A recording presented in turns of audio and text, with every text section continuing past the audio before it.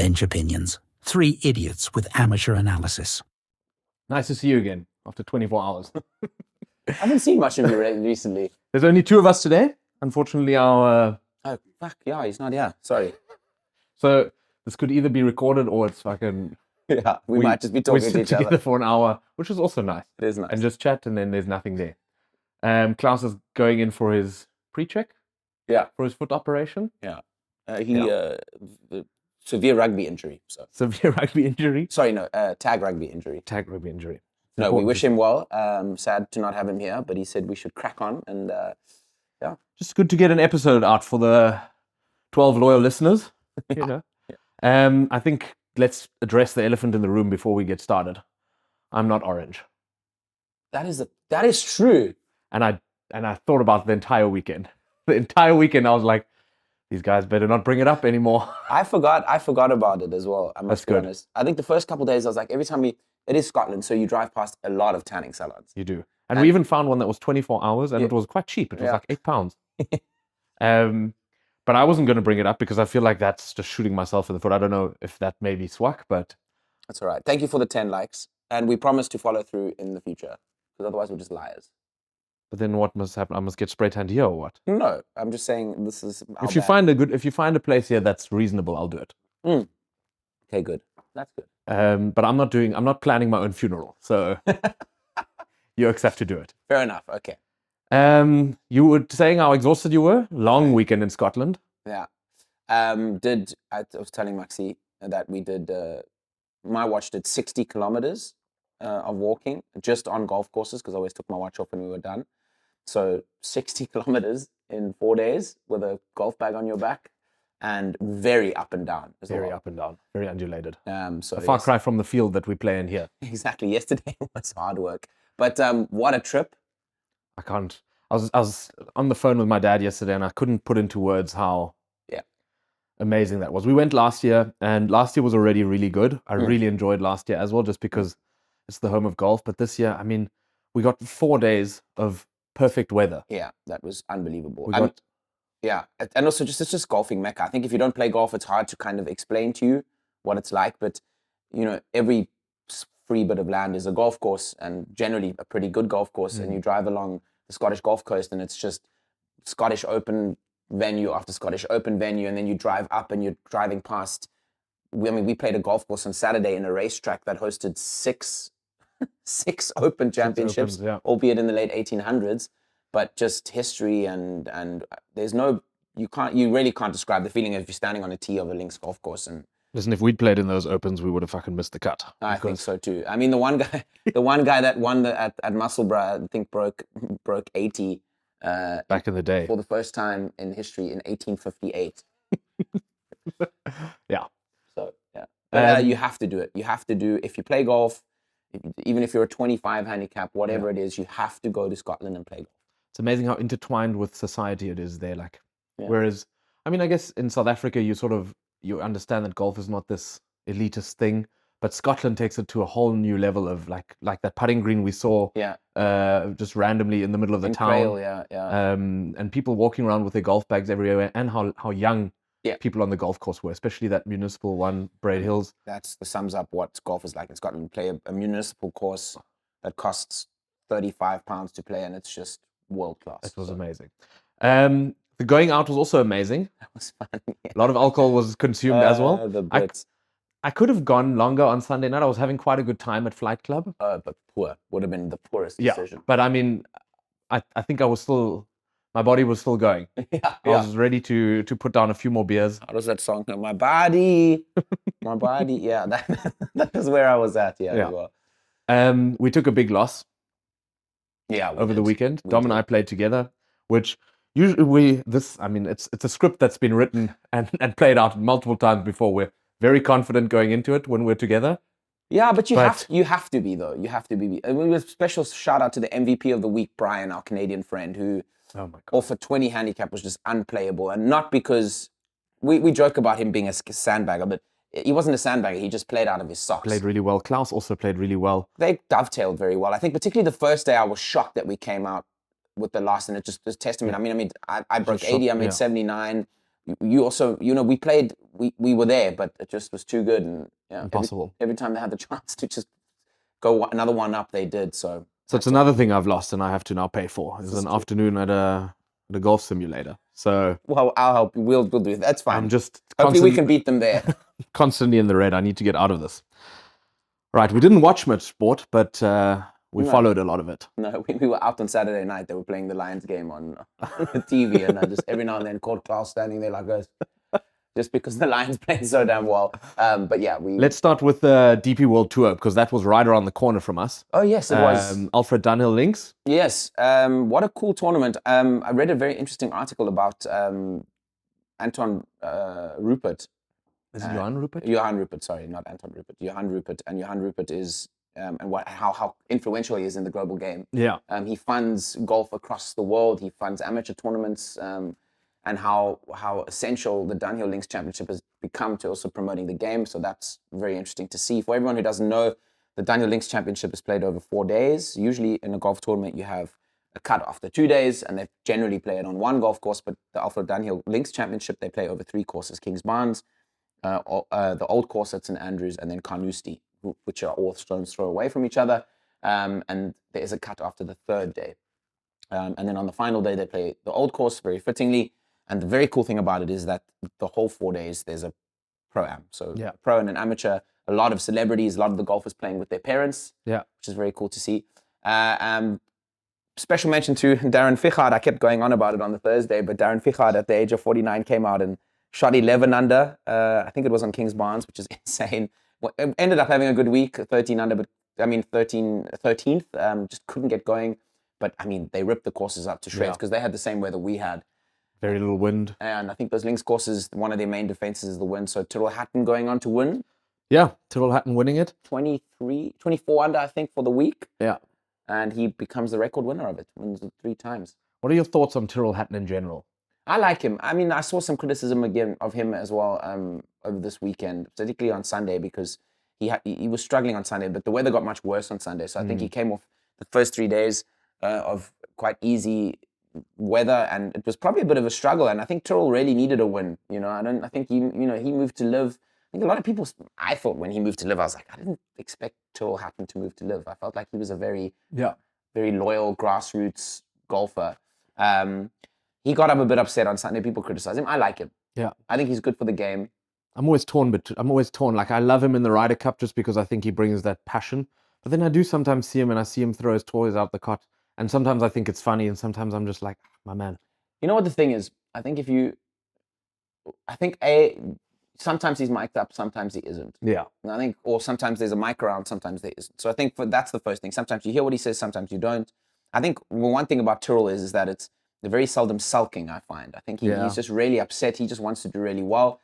Compared to the Anthony Kim situation where he whacked a hole in the green, I don't think you would ever see that from Tyrell. I see a lot of myself in Tyrell, so that's why I get upset. I was gonna say, I know why you like him. Yeah, exactly. So let's talk now about another golf thing. We actually just shared the news with each other just now.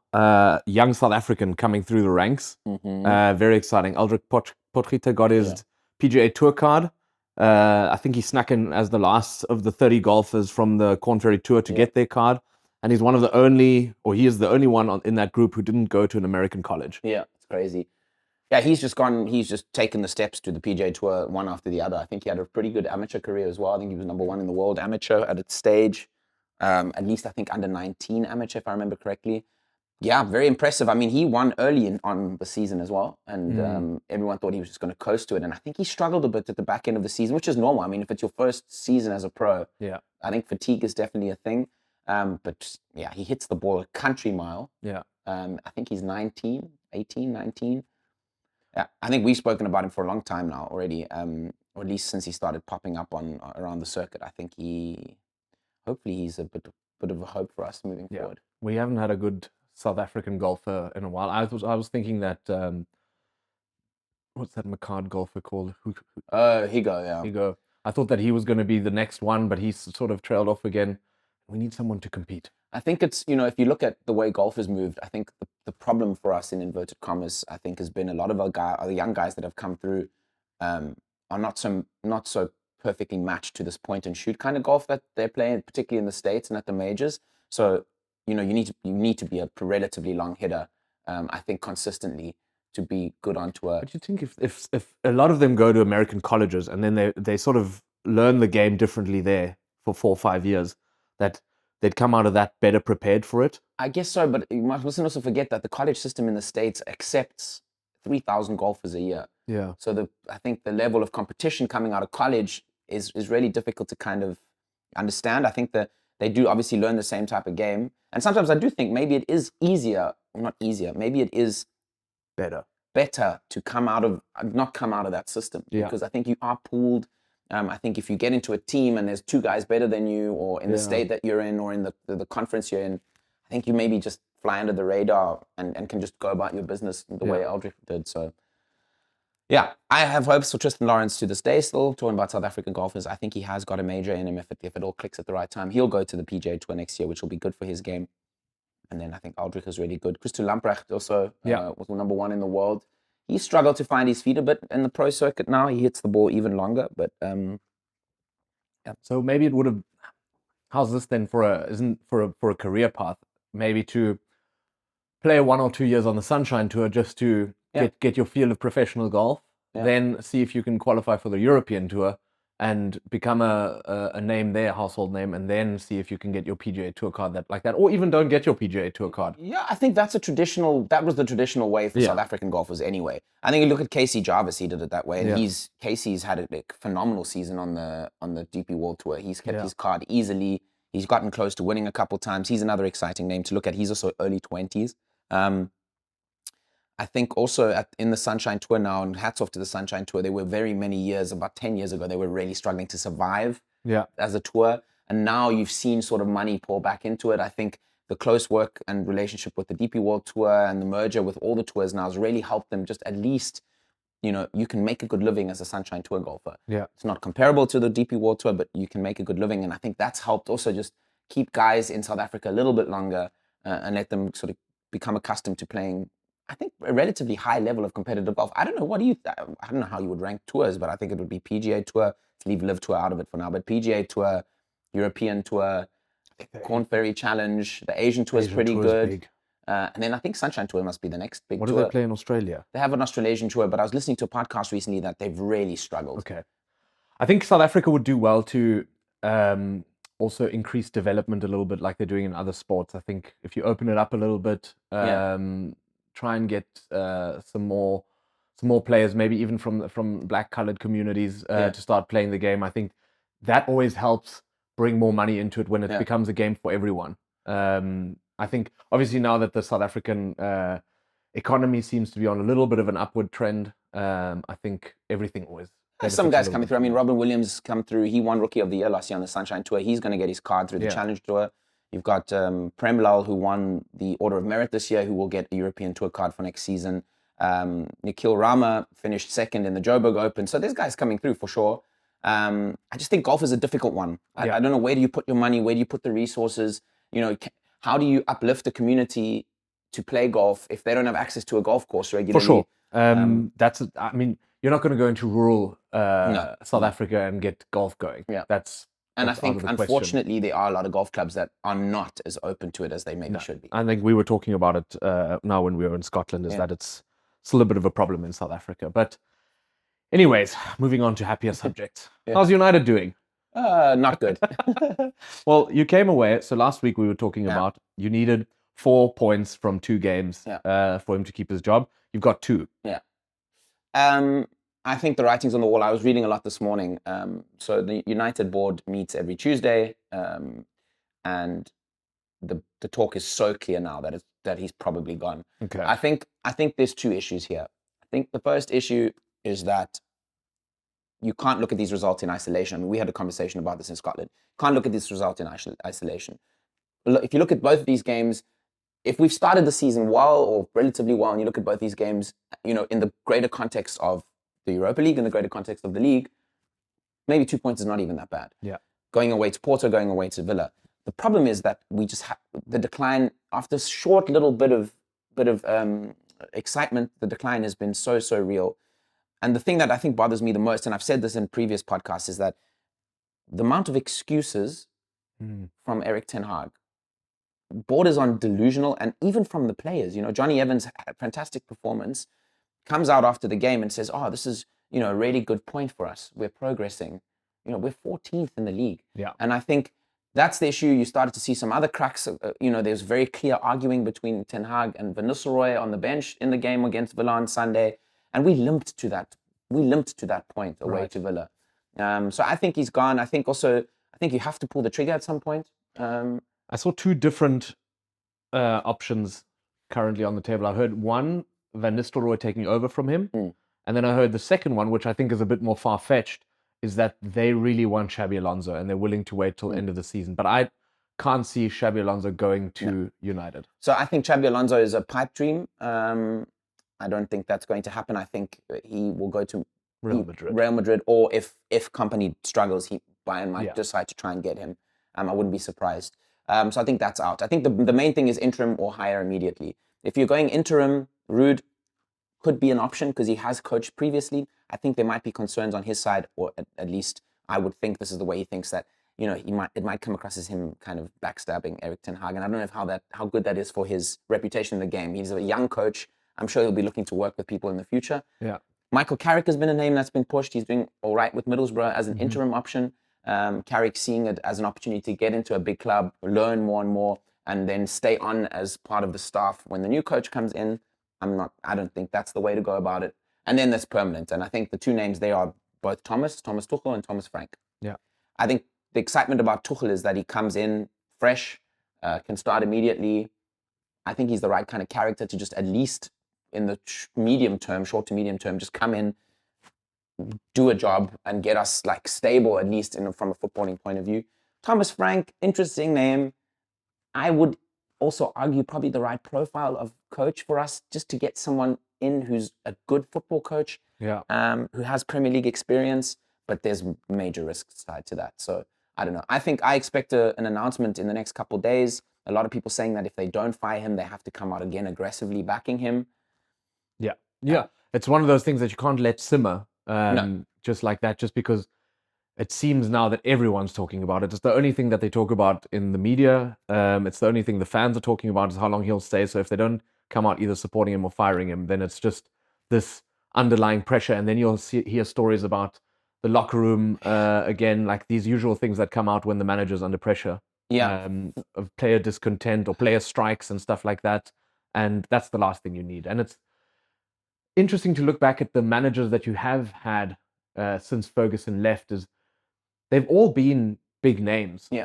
So if that's not the right character to come to United and do something, then maybe it is a young guy like Carrick, or maybe it is a Frank who comes in and who's not maybe a Mourinho or a Van Gaal, and who maybe has the chance. Oh, I guess Solskjaer was one who. Yeah. But he was the most successful one out of the lot. Oh well, Mourinho. If you're looking at trophies, Mourinho was more successful. But also, I think with Ole, what he did really well is he managed to galvanize the players, and I think that's something we've always either had one or the other. We've had a big name come in and try and do stuff, but not be able to galvanize the players, and then eventually lose the locker room. And then we've had an Ole who galvanized the players. That got him through a lot of games, and then as soon as there was some sort of tactical situation, definitely fell short. For me, I think at the end of the day, I like Frank because he's learned to be resourceful. Yeah. What he's done with Brentford is unbelievable. Obviously, there's a system behind that as well. But I think there's a way to kind of build something long-term through Frank, and he'll find a way to he improves players. And that's the big thing for me. He definitely improves players. Tuchel, probably more qualified for the job. Definitely someone that I think has the skill set that Ten Hag doesn't, and that is fire, passion, and brutal honesty to the players. I mean, it's often that's cost him his job at times. It cost him his job at Chelsea. Yeah. It eventually cost him his job at Bayern as well. So it is a rubber both ways. But I think we sit here next week and we're talking about a new coach at United. All right, let's wait and see. Yeah. I'm going to do something new today because Claus isn't here and he doesn't have to sit here and listen to us talk about football for so long. Do you want to talk about Champions League, or do you want to go straight into Premier League results for the rest of them? We're on Premier League now. Let's have a quick walk. I'm going to run you through results. You just give me one or two words on that result for the winning team or losing team, Liverpool 1-0 against Crystal Palace. You've learned Slot knows how to win games. Yeah. So that's a great and result. I think we got a bit lucky. There was a pull in the penalty box, but we don't talk about it. Hey, man, you got to learn how to win games. I think Eric Ten Hag could learn a thing or two. Arsenal 3-1 at home against Southampton. Yeah.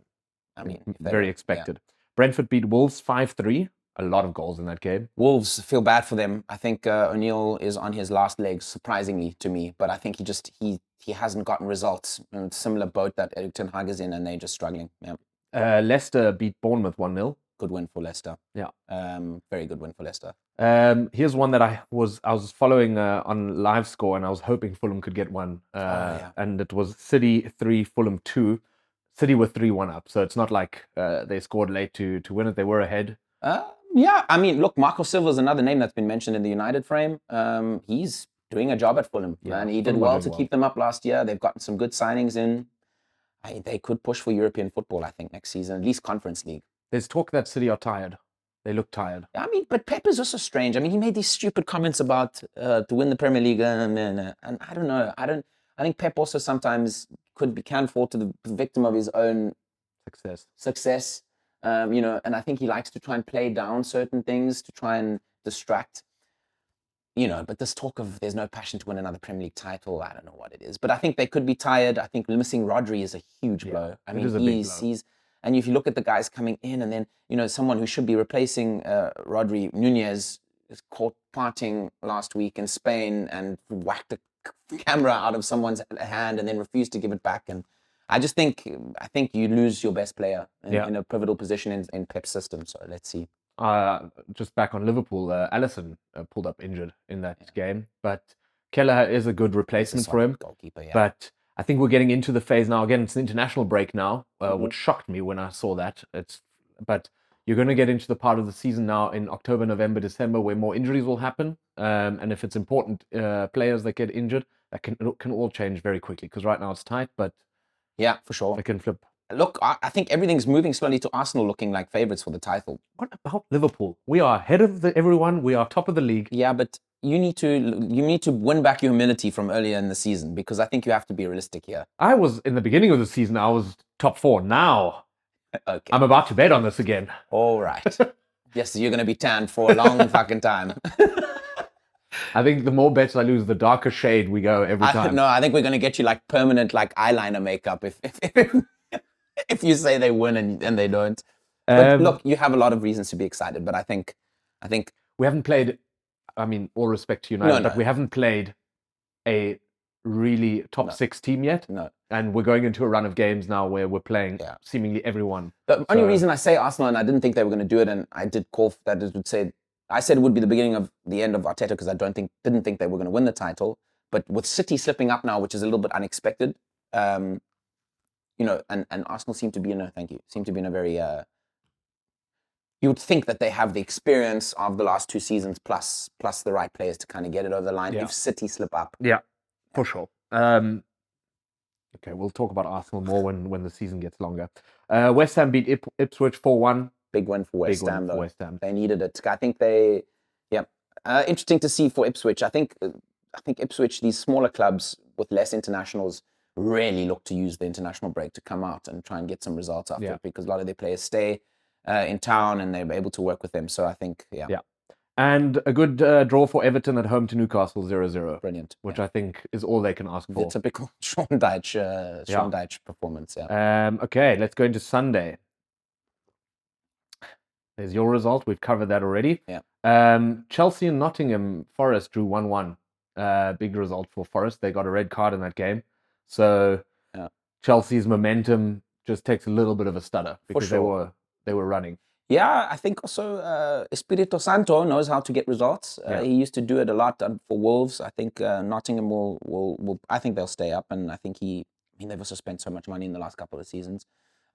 Interesting clip of Mudryk absolutely destroyed, running from pitch end to end. It's interesting. That guy's not had a lot of joy, but he seems to have turned it on Sunday. Didn't get the result, but he seems to be finding his feet. Yeah. And I think Chelsea could upset the apple cart a little bit this season. For sure.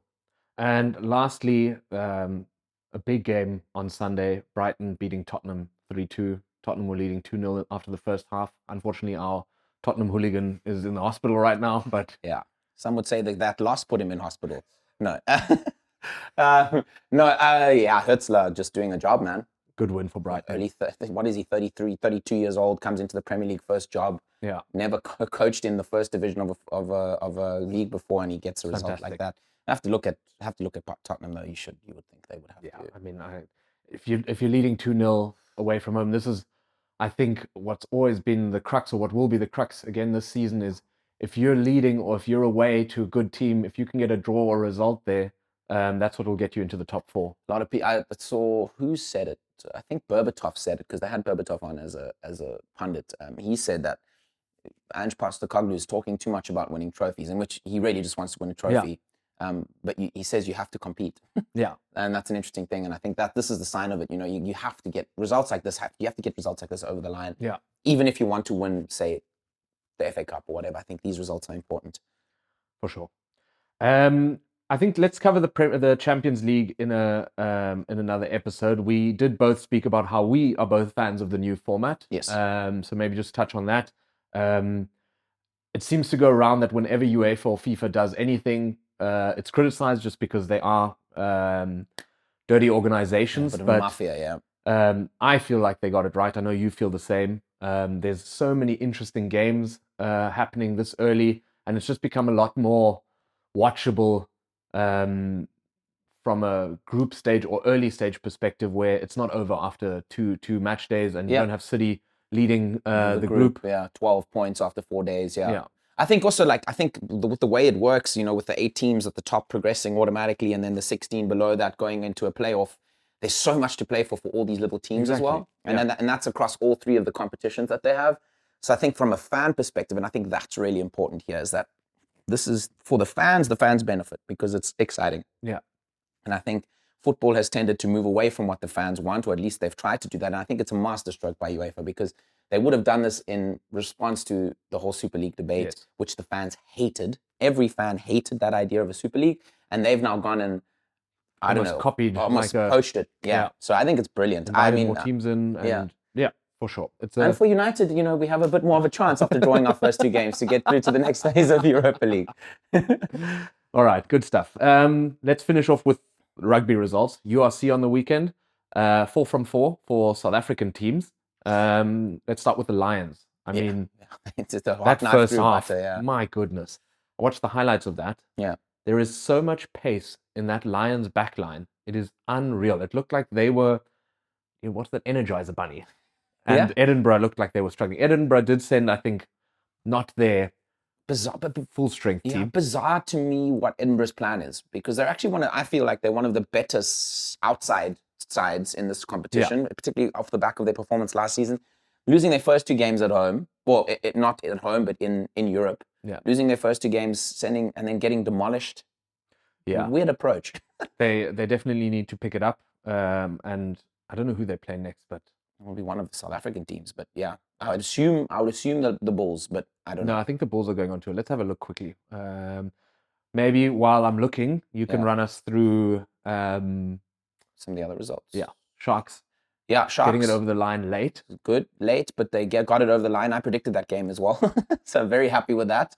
I feel like they had to win that game. Yeah. I think they came off the last week's game thinking, what could have been?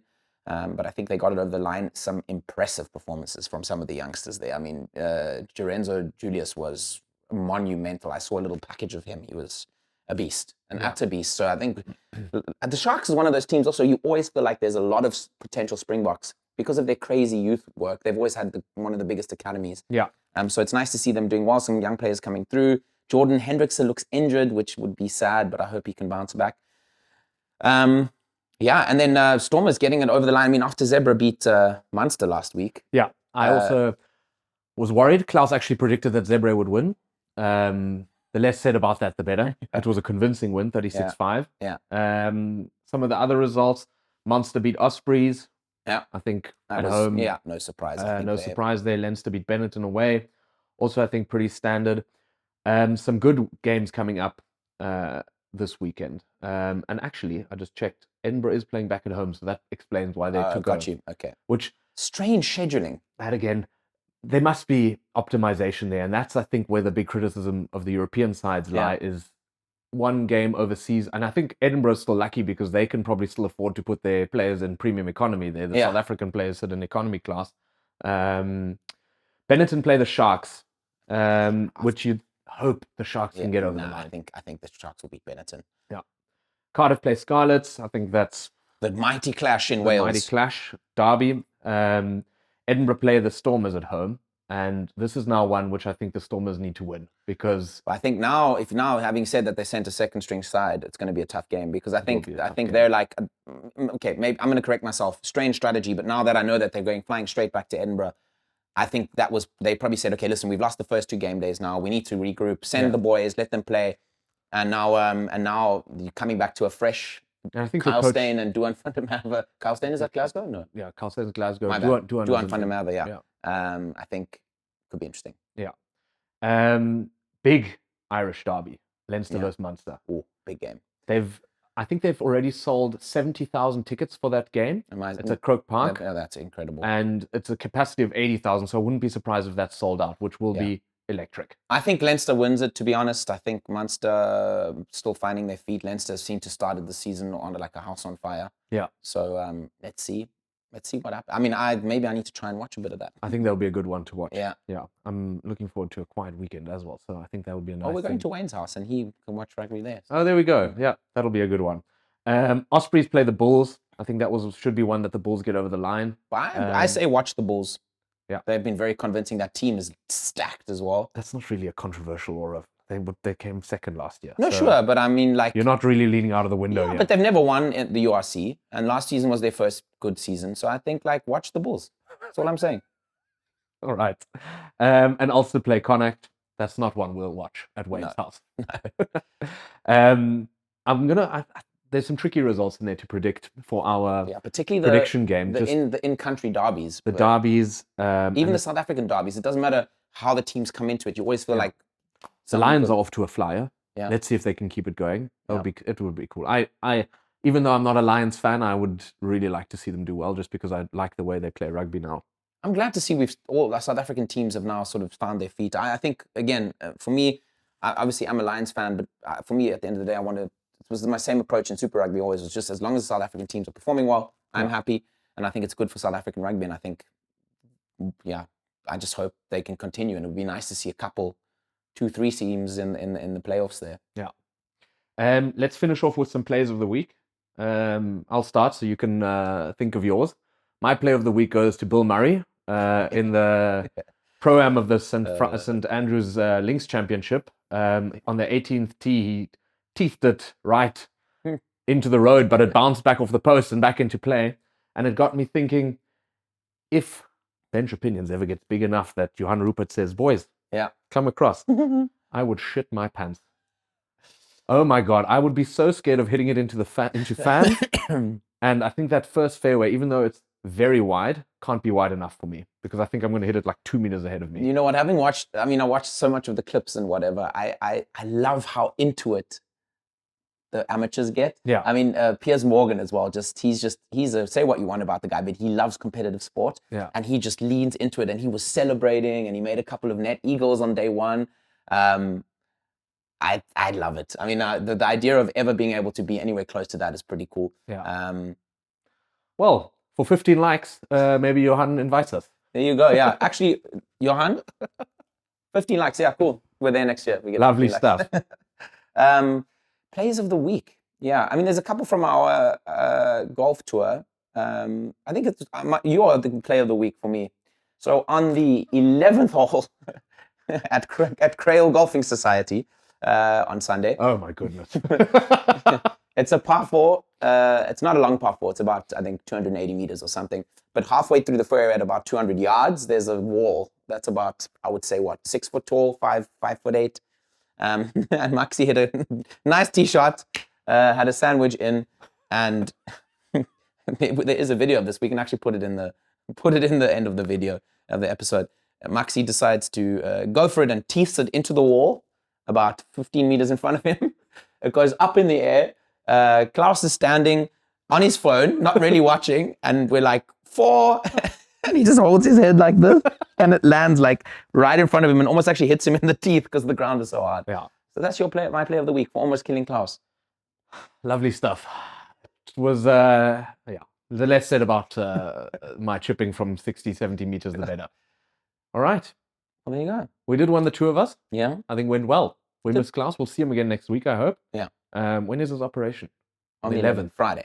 Friday. So he'll be sitting here in a So he'll be sitting in a moon boot. Yeah. Maybe he's still got some painkiller. Oh, nice. Yeah. Get him philosophizing about the Hotspurs. Well, maybe it wakes him up to the reality of maybe supporting a team that wins something. But Good way to wrap it up.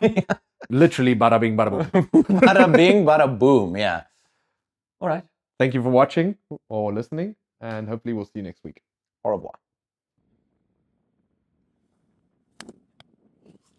Oh.